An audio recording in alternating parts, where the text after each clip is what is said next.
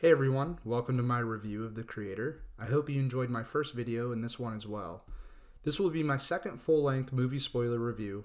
Next week I'll be dropping the first video on my MCU retrospective series, and the following week a review of Oppenheimer, 6 months in the making.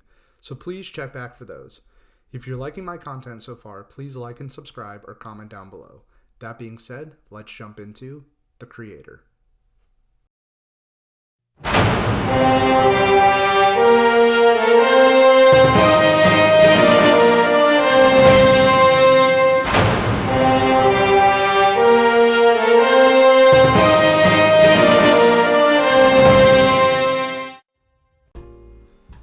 Going into The Creator, I was excited to say the least. I enjoyed Gareth Edwards' work from what I've seen. I'm not a big monster movie fan, but his Godzilla from 2014 was a fun, refreshing take on the genre, akin to Spielberg's original Jurassic Park. On top of that, I consider Rogue One to be in the upper echelon as far as Star Wars movies go.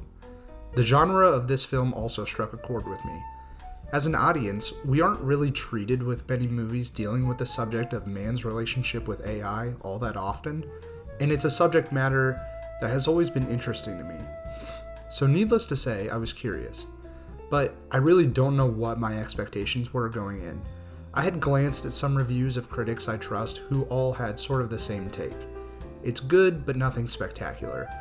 On the other hand, I had a handful of friends calling it their favorite movie of the year. So ultimately, what did I think?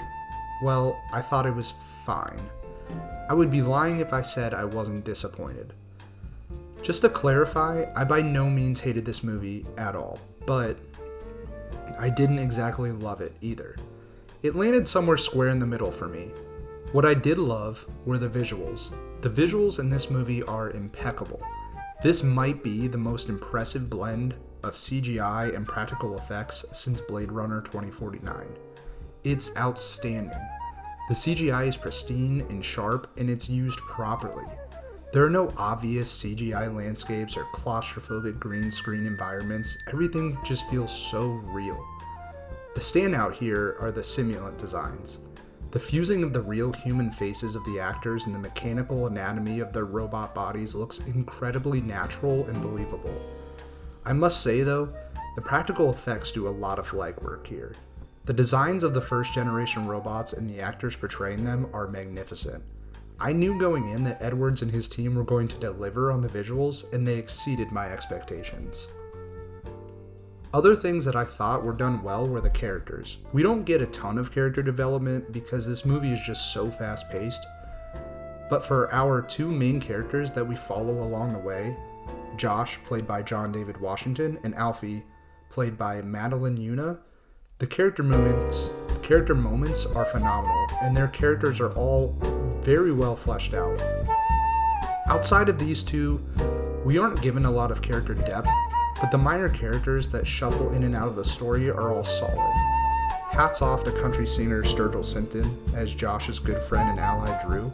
I thought he was a standout in the supporting cast and for the amount of screen time he gets. Bouncing off that, the acting is great across the board. Washington can be a little shaky at times, and there are some intimate scenes where I wish we would have gotten more emotion out of him, but all around, he's good.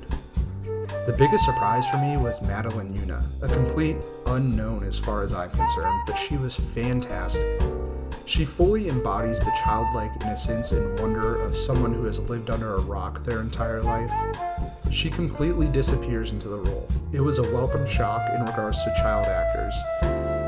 It becomes tough. I've always felt there are only two sides of this spectrum. They're either very good or they're very bad.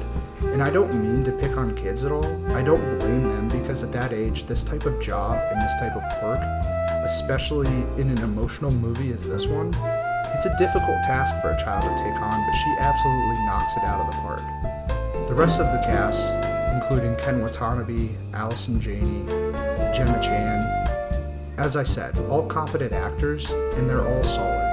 My only gripe on this front is I wish we would have gotten more time with them, Washington included. We're provided his tragic backstory, but only orally. I wish we would have been able to see and experience his time before the war, at least for a scene or two, to better connect with his character. boiled down story is a pretty standard plot. We've all seen it before. Our main character, a human with a tragic backstory that causes them to have an unshakable disdain for artificial intelligence and their robotic counterparts. Said character goes on a journey that pairs them with the very sort they despise.